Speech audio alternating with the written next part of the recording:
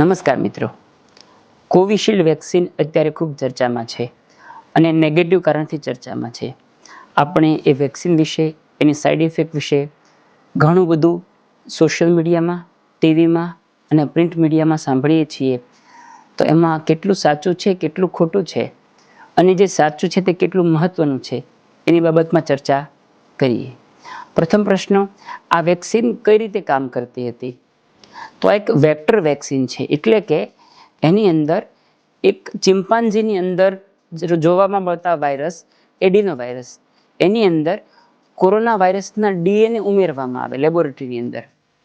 પછી એ કોરોના વાયરસના ડીએનએ વાળું એડિનો વાયરસ આપણા શરીરમાં નાખવામાં આવે અને આપણા શરીરમાં એ વાયરસ વૃદ્ધિ ન પામી શકે, આપણને રોગ ન કરી શકે, પરંતુ એ કોરોના વાયરસના પ્રોટીન આપણા શરીરમાં બનાવે અને આપણું શરીર એની સામે એન્ટીબોડી બનાવે. એટલે વેક્સિન લીધા પછી જ્યારે બી માણસને કોરોના વાયરસનું ઇન્ફેક્શન લાગે ત્યારે આપણા શરીરમાં એન્ટીબોડી ઓલરેડી બનેલા જ હોય, એટલે શરીર એની સામે લડી શકે, આપણને રોગ ન થાય. આ રીતે આ વેક્સિન કામ કરતી હતી. તે અમેરિકાની એસ્ટ્રાઝેનેકા કંપનીએ બનાવેલી હતી અને ભારતની અંદર સિરમ ઇન્સ્ટિટ્યૂટ દ્વારા આ વેક્સિન બનાવવામાં આવતી હતી. હવે આ વેક્સિનથી આપણને કેટલો ફાયદો થયો? તો બે ઉદાહરણ આપીએ. ભારતની અંદર કોરોના વેક્સિનેશન થયા પછી જ્યારે પણ કોરોનાનો વેવ આવ્યો ત્યારે લગભગ નહિવત પ્રમાણમાં જાનહાનિ જોવા મળી છે.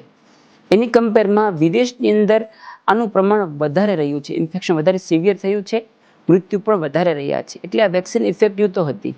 બીજું એક સરસ ઉદાહરણ એ છે કે આપણે ડૉક્ટર્સની અંદર પહેલા વેવ પછી વેક્સિનેશન શરૂ થઈ ગયેલું.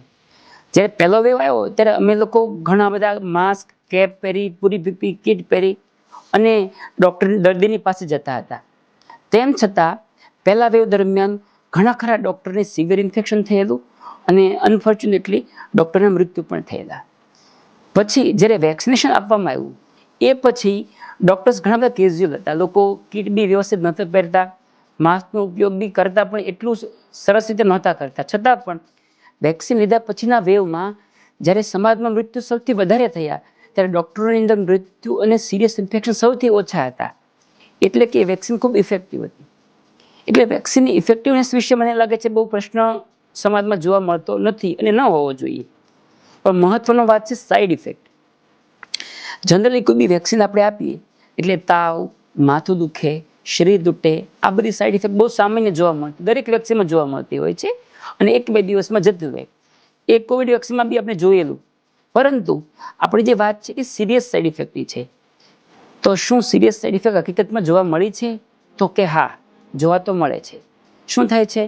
જ્યારે કોરોનાનું ઇન્ફેક્શન આપણા શરીરમાં જોવા મળતું ત્યારે અમે બહુ બધા પેશન્ટ જોયેલા કે ઇન્ટેસ્ટાઇનની, હૃદયની, સ્વાદુપિંડની નસોમાં લોહીના ગઠ્ઠા જામી જાય, નસો બ્લોક થાય અને પેશન્ટને તકલીફ થતી હતી. એ જ પ્રોબ્લેમ ખૂબ ઓછા પ્રમાણમાં વેક્સિનથી પણ જોવા મળેલું. એ કેટલું કોમન હતું એ કોન્ટેક્સ્ટ તમને આપું.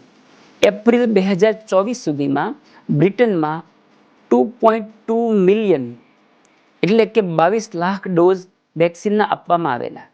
એમાંથી સાઈડ ઇફેક્ટથી લઈને 41 એટલે કે 41 લોકોનું મૃત્યુ થયેલું. આ આંકડો જોઈએ તો હકીકતમાં બહુ મોટો ન ગણવો જોઈએ. મેં બીજું કોન્ટેક્સ્ટ તમને આપું.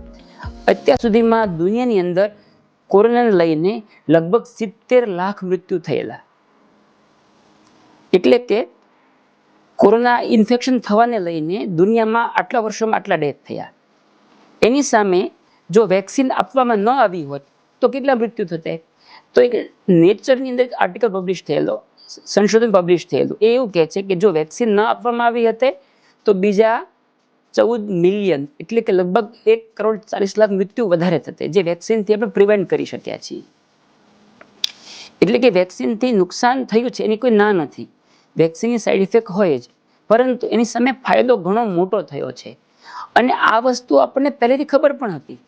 બીજું એક બહુ મહત્વની વાત એવી હતી કે નોર્મલી કોઈ બી વેક્સિન બને તો એને 5, 10 કે 15 વર્ષ ડેવલપમેન્ટમાં, સેફ્ટીના ટેસ્ટિંગમાં લાગતા હોય છે.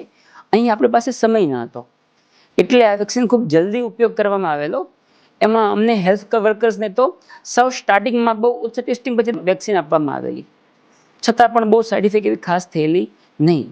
એટલે મૂળ વાત એવી છે કે આજે કોઈ પણ વસ્તુ આપણે વાપરતા હોય, સપોઝ તમે ગાડી બી ડ્રાઈવ કરો છો, આપણે જાણીએ છીએ કે અમુક ટકા એક્સિડન્ટનું રિસ્ક રહેવાનું, એ રિસ્ક સ્વીકારીને આપણે ગાડી ચલાવીએ છીએ. એ જ રીતે જ્યારે વેક્સિન આપવામાં આવેલી અને અત્યારે પણ આપવામાં આવે છે ત્યારે આપણે જાણીએ છીએ કે એમાં રિસ્ક તો થોડું ઘણું છે જ, પણ એ રિસ્ક એટલું ઓછું છે, એની સામે થયેલો ફાયદો ઘણો વધારે છે. એટલે મારી દ્રષ્ટિએ વેક્સિનની સાઈડ ઇફેક્ટ એને ઇગ્નોર ન કરીએ, એના પર સંશોધન થવું જોઈએ, જેથી ભવિષ્યના નવા જનરેશનમાં એ સાઈડ ઇફેક્ટ ઓછી કરી શકીએ, એનું કામ આવે. પરંતુ એ ખોટો મીડિયાનો ચર્ચાનો વિષય નથી. એ આપણે સ્વીકારીને ચાલેલા હતા કે આ પ્રોબ્લેમ થશે, પરંતુ સામે ફાયદો વધારે છે, ઇમરજન્સી છે એટલે આપણે વેક્સિન લીધેલી, એટલે એમાં કોઈ ડરવા જેવું નથી. બીજી મહત્વની વાત, જે સાઈડ ઇફેક્ટ એ ટ્રાન્ઝિયન્ટ હતી, એટલે કે વેક્સિન તમે લો તો 15 દિવસ કે મહિના પછી એની અસર શૂન્ય થઈ જશે, પછી તમારા લોહીમાં બ્લડ જામશે નહીં, પછી વેક્સિનની સાઈડ ઇફેક્ટ થશે નહીં. એટલે જે લોકો વર્ષ પહેલાં વેક્સિન લીધેલી છે એને અત્યારે કોઈ ચિંતા કરવાની જરૂર નથી. હાલમાં વેક્સિનથી પ્રોબ્લેમ થવાનો નથી. ત્રીજી વસ્તુ, ઇન્ડિયાની અંદર કદાચ એવું લાગે છે કે બહાર કરતાં આ સાઈડ ઇફેક્ટ ઓછી જોવા મળી છે, કદાચ ઓછી રિપોર્ટેડ પણ હોય, પરંતુ તમારી આસપાસમાં તમે જોશો, અમે પણ આટલા બધા દર્દી જોતા હોઈએ, વેક્સિનને લઈને મારા ધ્યાનમાં કોઈને લોહીની નસ બ્લોક થવાનો કેસ આવેલો નથી. શક્ય છે કે થોડા પ્રમાણમાં કેસ થયા પણ હશે, પરંતુ આ પ્રમાણ બહુ ઓછું છે, એટલે કોઈ ચિંતા કરવાની જરૂર નથી. ખોટી વેક્સિન માટે નેગેટિવિટી ફેલાવવાની જરૂર નથી. આપણે એક રિસ્ક લઈ અને વેક્સિન લીધી અને એનો ખૂબ મોટો બેનિફિટ થયો છે, એ આપણે સ્વીકારવું જોઈએ. ધન્યવાદ.